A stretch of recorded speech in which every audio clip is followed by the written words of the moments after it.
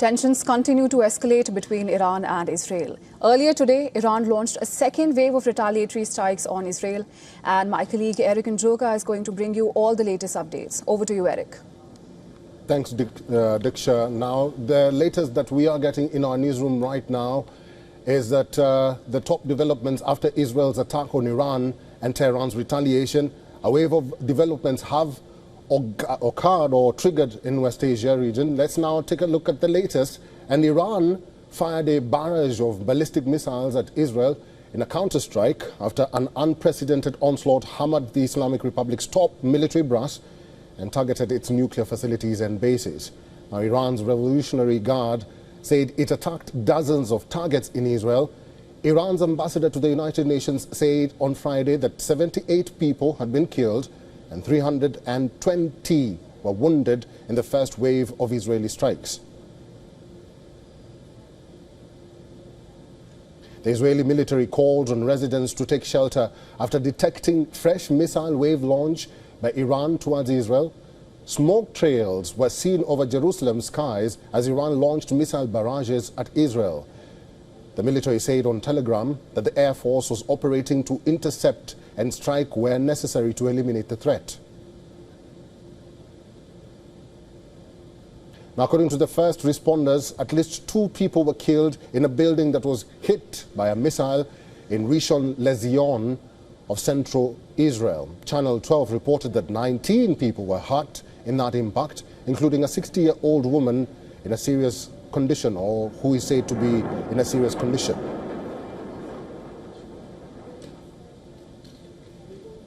Israel's firefighting service said its teams were responding to several major incidents resulting from Iranian missile attacks. The Israeli military's Home Front Command said that citizens can leave shelters across the country, but urged to remain near them after the army intercepted a new wave of Iranian attacks on Israel, including UAVs. The IDF has said its warplanes targeted Iran's nuclear facility in Isfahan. The IDF said that the facility was involved in reconversion of enrichment uranium, a process to produce nuclear weapons. It said that a uranium metal production building, laboratories, and additional infrastructure were destroyed in that attack.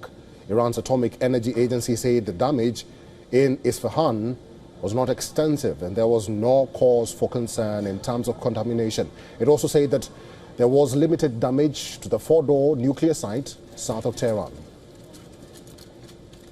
Fire and heavy smoke billowed from Mehrabad airport in the Iranian capital as local media reported a blast in the area. The local news agency shared a video showing columns of heavy smoke rising from the area of the airport in western Tehran, while Mahar news agency reported a loud blast there. Several loud explosions were also heard at Hakimiyeh and Tehran Pass neighborhoods in eastern Tehran. The United Nations chief has asked Israel and Iran to halt the escalating conflict after the 2 countries exchanged a barrage of missiles. Antonio Guterres says, and I quote, "Enough escalation, time to stop, peace and diplomacy must prevail." His statement comes after Israel's preemptive strikes on Iran and Tehran's counterattack. Well, world leaders have reacted to the Israel-Iran conflict, marked by Israeli strikes on Iranian nuclear sites and Iranian missile attacks on Tel Aviv. EU's von der Leyen and Kaja Kallas have called for restraint, with von der Leyen supporting Israel's self-defense. UK's Prime Minister Keir Starmer and Ireland's Martin and the Netherlands' Schoof pushed for de-escalation and stability. Turkish President Erdogan, Malaysia's Prime Minister Anwar Ibrahim and Saudi Arabia condemned Israel's actions as violations of Iran's sovereignty, demanding international intervention.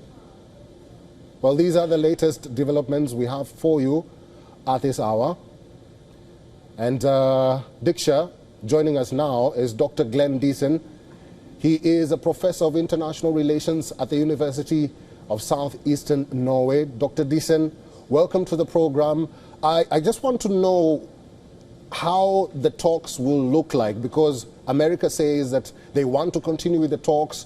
Iran has not really said what position they are taking, but we've heard from the official that these talks are misleading and they're not interested in the talks anymore.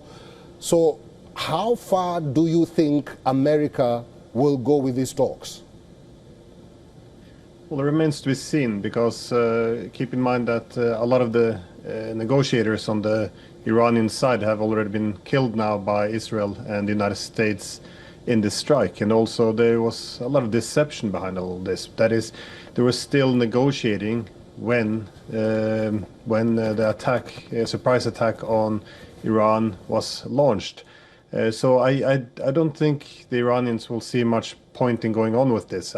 From Trump's perspective, he probably sees this as, the Iranians not wanting to give enough concessions. So, you attack Iran, put more pressure, and then make them effectively capitulate. But I can't imagine Iran going through with this. That is, the demands that have been put on Iran has been too extreme. And furthermore, I think they see the whole idea of curbing a nuclear weapons program or preventing it as being simply a way of deceiving the world. Because keep in mind, if you wanted a nuclear deal on a weapons program, it could be made. Iran actually accepted this in the past with the JCPOA, which was the United States who walked away from this. The new demands of the US include even abandoning a civilian nuclear program, which Iran has a right for. It links the nuclear program to things like ballistic missiles and Iran's partnerships with Yemen or Hezbollah or Hamas. So they have deliberately linked the nuclear issue to every other issue, to the extent that it becomes impossible for Iran to accept anything that would effectively include its capitulation. So I think at this point in time, the Iranians see that the negotiations, that this is simply an excuse. So a lot of Western leaders can refer to Iran not getting a nuclear weapon when they decide to launch a surprise attack on them. Right, sir. And there's a view that these attacks may be a ploy to undermine Iran's internal stability and also possibly force a change of leadership. And especially now that the Israeli strikes have eliminated some of the top IRGC commanders in place. So, sir, do you think that it's a realistic objective or more of a political gamble by Prime Minister Netanyahu? What's your view on that? Well, let me first say I very much agree with what you said. That is, I do think that this has nothing to do with nuclear program. I think this is regime change.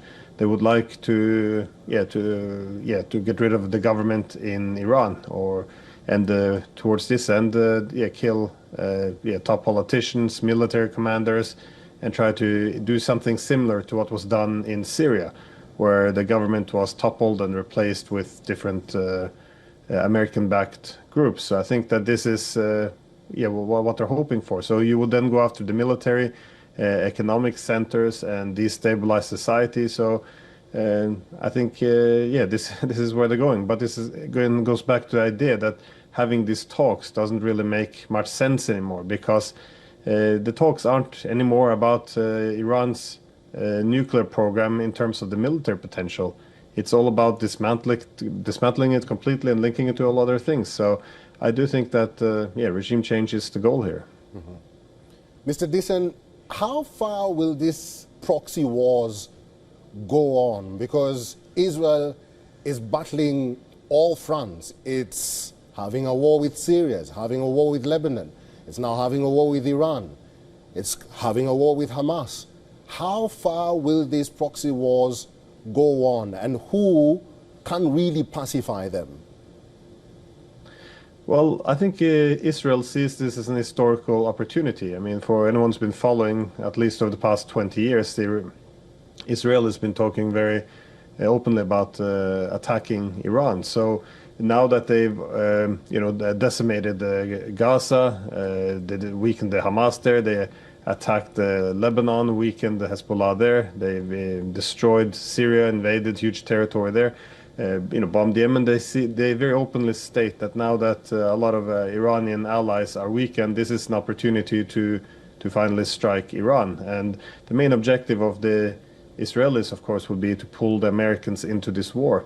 And I think this is how it would escalate, because now that the Iranians will retaliate against the surprise attack by Israel and, well, let's be honest, also the United States, it has a potential for overwhelming the Israelis. If this is the case, it will pull United States into the war. Furthermore, given that the U.S. is already deeply involved, it's quite possible that the Iranians will strike American bases in the regions. They will strike some of their warships. They can close down the Strait of Hormuz. There's many things that can happen in which the U.S. would get more directly involved into this fight. And again, what will other actors in the regions do? There's a lot of uncertainty. So this can escalate in a big way between Israel and Iran.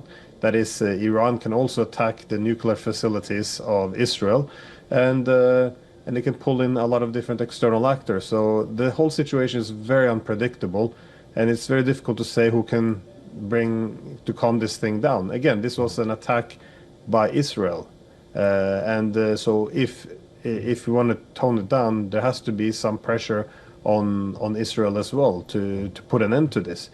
But at the moment, it looks like both Israel and the United States are quite intent on trying to destroy Iran, that is, to pursue this regime change. So it's I don't think it can be dialed down yet. So hopefully there will be someone rethinking this. Dr. Dissen, do you think Trump was caught in this bait? Because there are some critics who say that Trump did indeed fall to Israel's bait. And that being said, who are these external actors that you mentioned there? And will Israel be able to handle these conflicts on all fronts?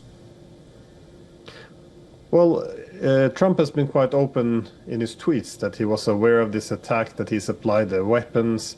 I think he still likes to play the mediator or the negotiator while he engages in the war. I mean, he does the same in Iran, against the Russians. So, but the external actors that could be pulled in, that is, Iran has warned anyone who intercepts its missiles when it retaliates against Israel would be considered complicit. So you have possibly Jordan can get pulled into this. I think especially Jordan, and